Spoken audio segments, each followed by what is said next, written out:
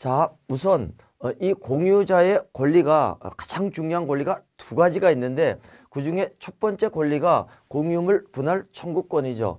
공유물 분할 청구권은 말 그대로 이 공유물을 분할하자는 그런 청구가 되는 거죠. 이 근거 법이 있는데 우리 민법 규정을 보면요. 공유자는 누구든지 공유물 분할을 청구할 수 있다고 돼 있죠. 다만 공유자들이 전원이 합의를 해가지고 이 협의로 5년 내의 기간 동안은 분할하지 말자 이런 것들을 약정할 수가 있다는 것이고요. 다만 실무상으로는 이렇게 분할 금지 특약을 하는 경우는 굉장히 드문 일이죠.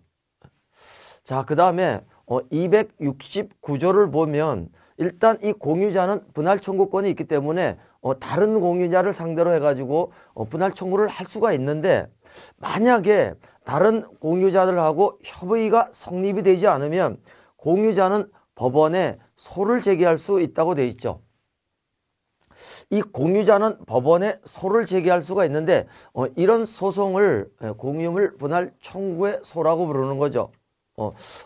이 2항을 보면 법원에서는 공유물 분할 청구의 소가 제기되면 판결을 해야 되는데 현물로 분할하라는 판결을 할 수도 있고요.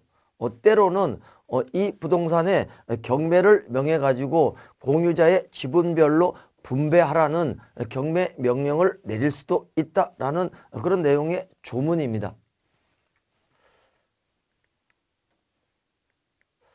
자, 그러면 공유자는 누구든지 이 공유물을 분할하자는 청구를 할 수가 있는데 분할하는 방법은 어떤 것들이 있느냐? 분할하는 방법은 크게 보면 세 가지 방법이 있죠.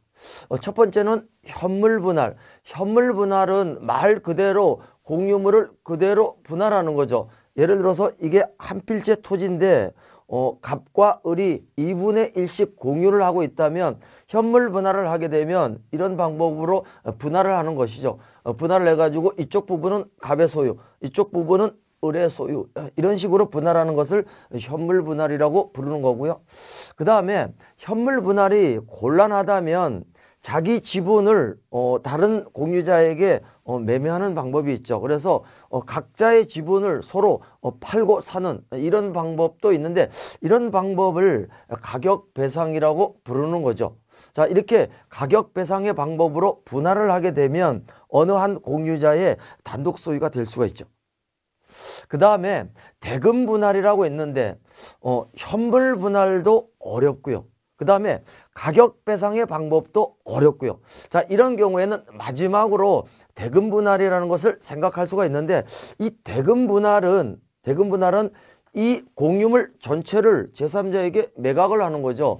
매각을 하게 되면 대금이 들어오기 때문에 그 매각 대금을 가지고 공유자의 지분대로 분배를 하는 거죠. 이런 것들을 대금 분할 이렇게 부르는데 어쨌든 분할 방법에는 세 가지가 있고요. 현물 분할, 가격 배상, 대금 분할 이런 방법이 있는데 이 세 가지 방법으로 협의가 된다면 다행이고요.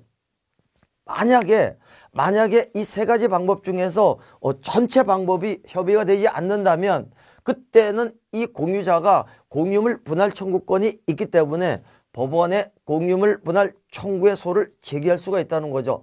다만 여기서 하나 살펴볼 게 뭐냐면 아파트라든가 단독주택 같은 건물이 있는 경우죠. 자, 이 건물을 갖다가 분할을 한다고 했을 때 현물 분할의 방법은 곤란하다는 얘기죠.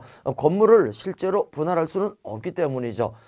만약에 아파트라든가 단독주택 같은 것을 분할을 하게 된다면 가격 배상이라든가 대금 분할의 방법은 가능하겠지만 현물 분할의 방법으로는 분할할 수가 없다는 것이죠.